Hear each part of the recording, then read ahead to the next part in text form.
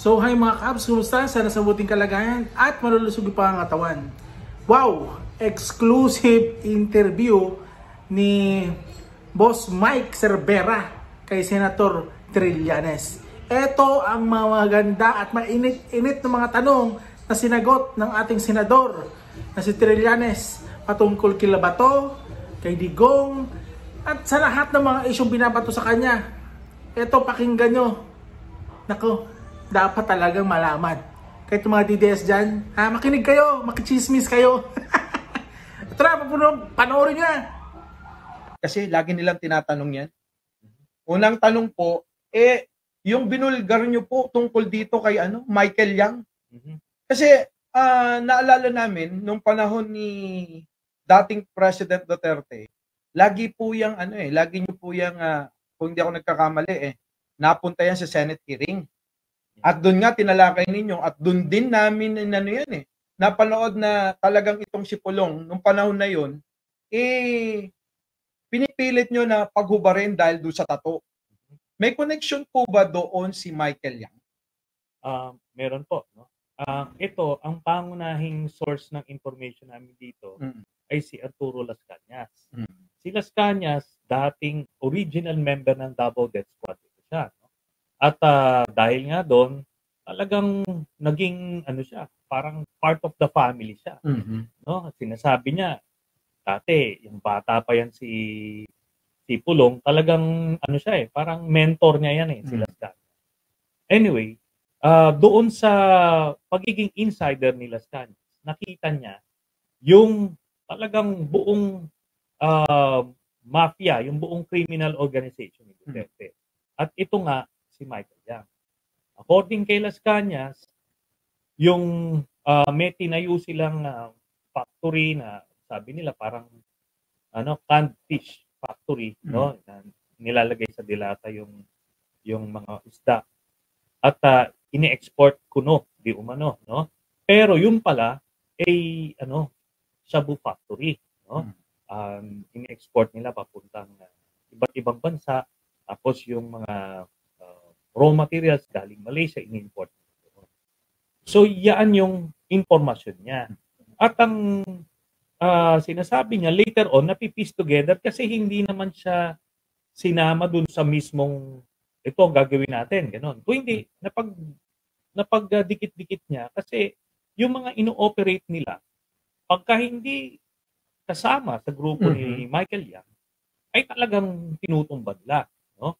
Kaya nga nagkakaroon ng reputasyon si Duterte na talagang galit. Pero, pag meron silang ni-raid, meron pang Junel, di ba? Naalala niyo yun? Meron pang meron pang si Ronnie Dayan, yung kanyang di ba? Meron pa raw di umanong sex video na nilabas, kung ano-ano mga paninira kasi talagang naluto. Senator, baka malinis nyo. Talagang naluto ang isipan ng taong bayan na si De Lima ay napakasamang tao ng panahon na yan. Kaya nga, pag nakita nyo, almost 7 years na kulong si Senator De Lima. Pero yung kay Duterte, wala siyang pakialam. Basta sa kanya, inano mo ko tinindigan mo ko, papawi ako. So ito nga, binenta kanya. Tapos, ginawa pa niyang drag queen. Yun nga. Para malihis. Lahat, ganun kasi, di ba? O ngayon, tuloy-tuloy yung negosyo nila ni Michael Yang kasi may iba ng suspect. Di ba? Pero, ni isang gramo ng droga, walang nakuha kay De Lima o kung sino-sino sinasabi. Wala lang. Sinabi lang, drug queen. Tapos na. Ayun na nga. Ngayon, naabsuelto ngayon. Kita mo nung panahon ni President Marcos, wala nang pagdidiin. Hindi na-acquit siya. Iyan ba ang senator, no? Iyan bang pagkakalaya ni De Lima may kinalaman ng Malacanang? Sa tingin niyo po sa tingin niyo, sa opinion niyo lang po. Wala pong kinalaman. Walang kinalaman. Oo. Pero ito yan. Dahil yung Malacanang hindi na siya pinag-iinitan, hindi na dinidiin sa mga prosecutor, hinayaan tumakbo yung daloy ng hustisya. Kaya pag inosente ka, edi ma-acquit ka. At saka lahat ng mga nag-witness biglang bumaliktad at binawi yung kanilang affidavit Walang gumagawa niya, walang nagpe-present. Pero nung panahon nila, pinipressure nila yung mga yung mga inmates noon na magsabi kayo, ipitin nyo si Dilima para bigyan kayo ng pribilehiyo. Opo. Yun. Sa tingin nyo po, etong susunod kong itatanong sa tingin nyo po, si Duterte ba talaga ang mamando o may utak ng pabagsakin si Presidente Marcos o may iba pa? Sigurado po ako dyan na siya ang nasa likod. Nasa likod. Kasi alam nyo itong mga alipores ni Duterte, hindi yan kikilos na walang approval ng boss. Ng boss nila. So, ganun lang yun. Hindi yung tipong, huwag nyo gawin yan. Kaibigan ko si Marcos. Hindi ganun. Hindi ganun. Nakita naman natin nung rally noong January 31, nung pinagmumura niya si President Marcos. Nako. May nakita ka ba sa likod na nagsususi nung likod niya? Hindi. Wala. Sa kanya yun. Sa kanya yun. Siya yung nagpapainit. Yun. Kaya lang, yung pruweba doon. Nung medyo hindi umubra yung mga rally nila, parang biglang Kambyo. Sa amin, nagsaluyot. Alam mo saluyot? Biglang yung lumambot. Kaya ngayon mukhang nag-iba na. Yung huling kanyang mensahe doon sa entablado na isang barangay yata, nagsasalita na siya doon na hindi ako oposisyon, hindi ako kalaban ni Marcos. Pero, pagkatapos niya nag-hearing, di ba nag-rally, di ba dito sa Dumaguete? Binanatan niya ulit. Oo, ganito. Sasalita siya, Davao Rally, binanatan. Nung nag-fizzle out, nag-press con, hindi. Then, ulit, nung rally sa kay Kibuloy, yung sa Manila. Sa may Liwasang Bonifacio na 1 linggo. Hindi pa pala, sa Cebu muna. Sa Cebu. After nun, press con, hindi na naman. Then, sa Liwasang Bonifacio, banat. Tapos, ganun. Ano lang yan? Siya? Nanloloko lang. Pero siya pa rin talaga yung mastermind. Siya pa rin. Ayun. Senator, eto. Baka meron lang po kayo may isasagot. Kasi, syempre kami, naghahanap din ng kasagutan. Merong eskwelahan sa China na nakapangalan sa nanay ni dating Pangulong Duterte. Ano po ang opinion nyo doon? Nung panahon ni Duterte kasi, parang nakita nung China na sila, pro-China si Duterte. So, ayan, binibigyan nila ng parangal. Si Duterte man, naglagay ng consulate sa Davao. Kumbaga, na lang yan, reciprocity na para mabilog nila ng Totoy Ulo. Ni Digong. So, parang naging uto-uto si Digong sa China. Kasi gumaganansya siya. Hindi libre yun. Hindi siya nagpaka-uto-uto dahil gusto lang niya o dahil uto-uto siya. Hindi. Dahil gumaganansya siya. Ang laki ng kinita nila dyan sa China. Maraming nagtatanong, nababasa ko sa comment section, Senator. Mas magandang sa inyo namang galing. Sabi nila, balik daw po ba kayo sa Senado o meron po kayong ibang plano sa inyong political career? Sa ngayon po, ang plano natin ay tumakbo sa lokal sa pagka-mayor ng Caloocan City. Yan ha? Sabi ko nga, nasa 98% na tayo doon sa decision na yan. Meron lang kaming mga inaayos pang kaunti.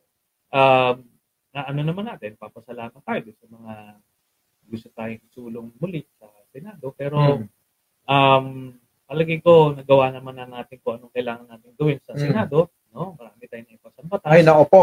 Napakaraming batas na nagawa ni Senator Trillanes, ha? So, dito naman sa Caloocan kasi napabaya. Yun.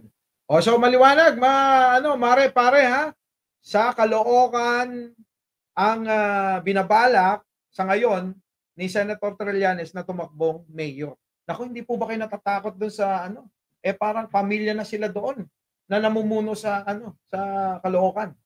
Ang sagot naman po natin dyan, kay Duterte nga, hindi tayo natakot.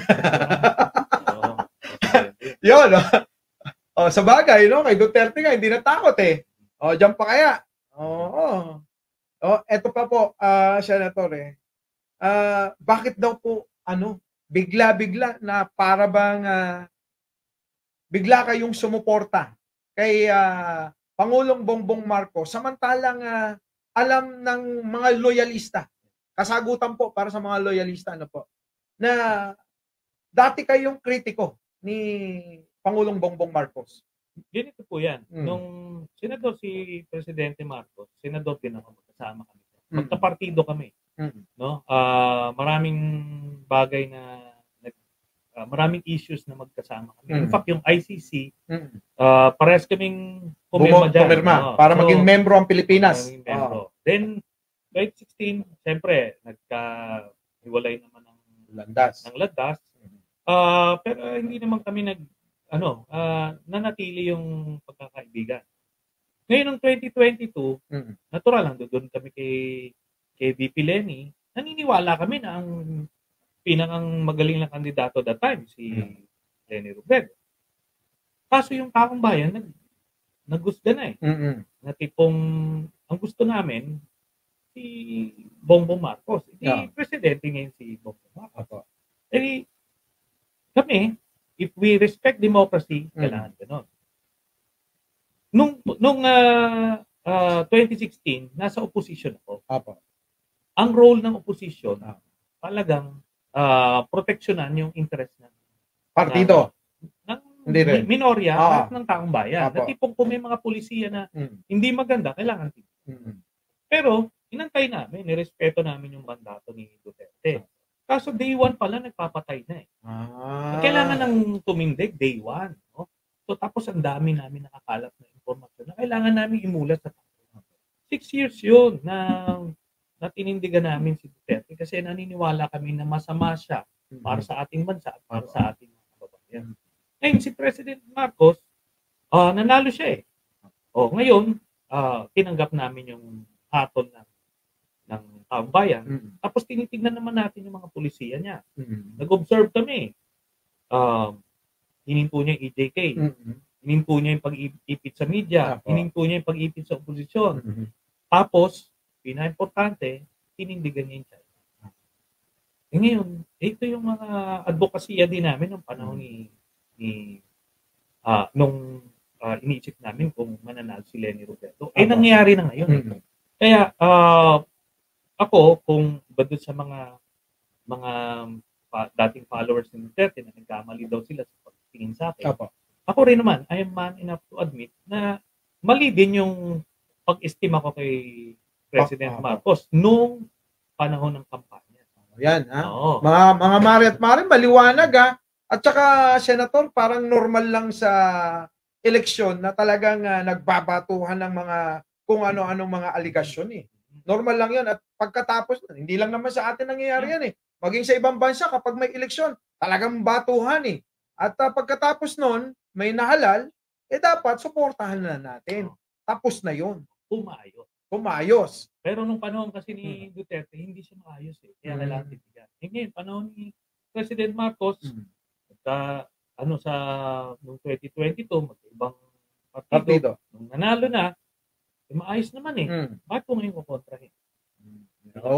Yun naman pala So, alam nyo na. Nakikita ni Senator Trillanes, maayos ang pamamalakad ni Pangulong Bongbong Marcos tulad ng nakikita natin na hindi nakikita nung mga nabubulagan pa kay Duterte. Yun. Sumunod po na tanong ko, Senator, kayo po ba, okay lang ba itatanong ko? Alam ko naman, game kayo Nagnakaw po ba kayo sa kaba ng bayan?